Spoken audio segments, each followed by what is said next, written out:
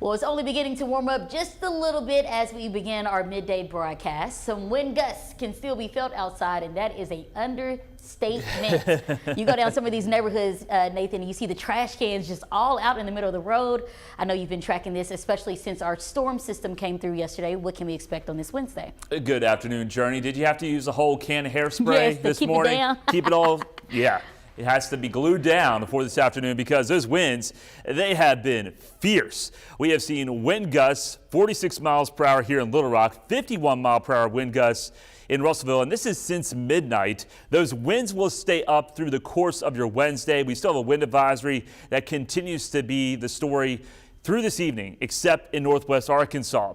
Here's the current observations. We still have wind gusts here in Little Rock right now, 38 miles per hour, 36 mile per hour wind gusts in Searcy. Sustained winds from the west-northwest, about 20 to as high as 25 miles per hour. Those winds will die down tonight, and it will be much more quieter out there on your Thursday. As for temperatures and sky conditions, we've got some breaks in that cloud cover, more clouds in northeast Arkansas. Temperatures primarily into the upper 40s to lower 50s, and highs today primarily will top out into the low to mid 50s. It's going to be a cold start to your Thursday. I'll have more on that forecast and your weekend forecast coming up. Within the last few hours, we've learned authorities believe they have located a woman who was reported missing last month. An extensive search has been underway for a 95-year-old Belva Day from Mountain Home. She was last seen on February 6. Just this morning, we received reports that a car that is likely hers was found near the Little Rock Air Force Base in Jacksonville. We're still working with authorities to learn more on this developing story. We do know, however, Jacksonville Police is handling the investigation. Our team has been on the phone with those investigators all day. Once we learn new details, we'll work to provide new updates.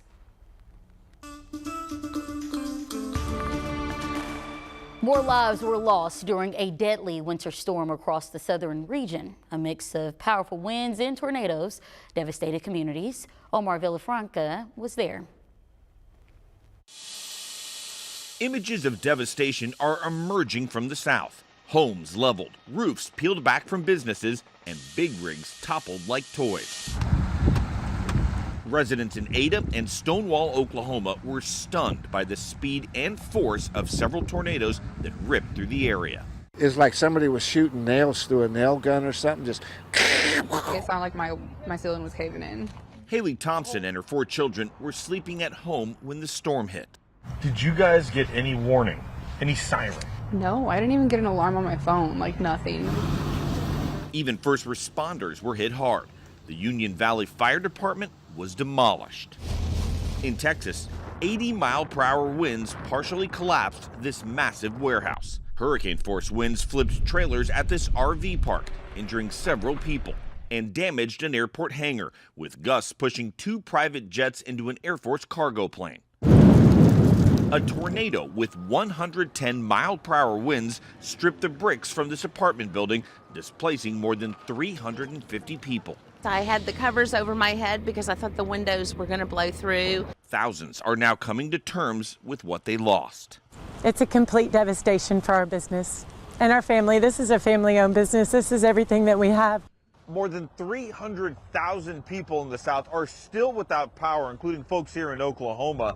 But the good news is we have seen plenty of power crews from around the region working non-stop, but it could be days, maybe even weeks before electricity is restored. Omar Villafranca, CBS News, Ada, Oklahoma. Developing now, a major threat is growing for the agency that provides data for weather forecasting. Our meteorologists get their information from the National Oceanic Atmospheric Administration. The NOAA facility in Norman, Oklahoma, will join 15 federal buildings set to shut down. There's no word on how many employees this will affect. However, Oklahoma's emergency management team says that they're heavily monitoring this. We haven't talked to them directly about their staffing levels, but the services that they've traditionally provided, they're still providing at this time. In the same proximity, the Radar Operations Center will soon have its lease pulled. The Department of Government Efficiency is credited for issuing that order. Well, tensions were high as President Trump addressed U.S. Congress last night. During his speech, the president spoke on the latest actions of his administration. While he celebrated, many of his counterparts did the opposite. Natalie Brand reports from Washington. Do you know who number 2 is?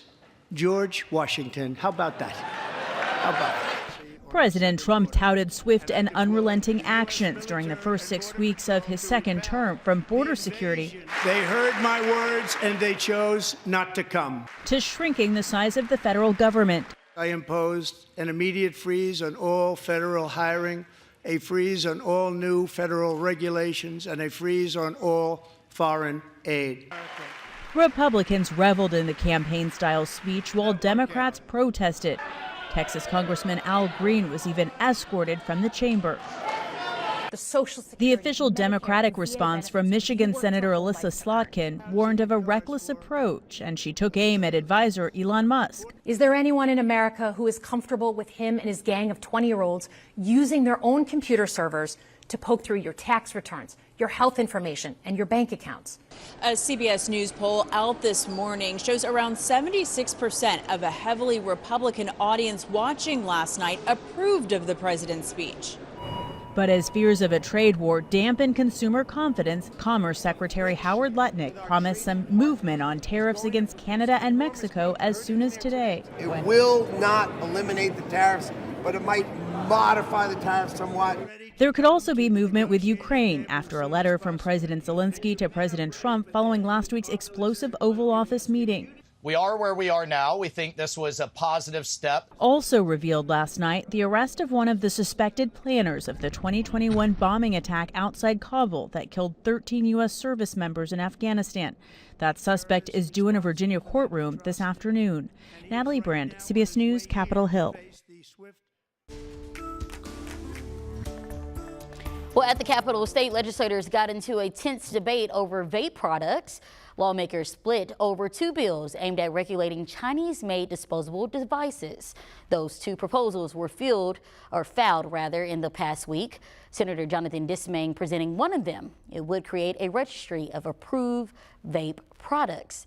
It permits products from companies like Juul and Vuse. Despite this, vape shop owners argue the plan would be bad for business.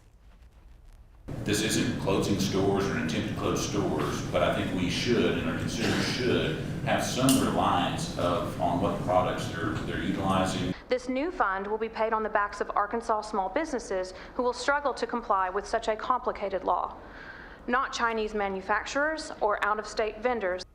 Well, the bill failed. However, another one is still alive and would ban disposable vapes across the board. That's being heard in committee today. Passing the Arkansas House is a bill proposing the use of nitrogen gas executions. Those in favor say it's an alternative to lethal injection, which is becoming difficult to obtain. On the other side are critics who say the bill is experimental. It will soon reach the Arkansas Senate. If approved, the state will become only the 5th to legalize it. High school basketball is heating up. We're on the court for the tournament recap ahead at 12:18.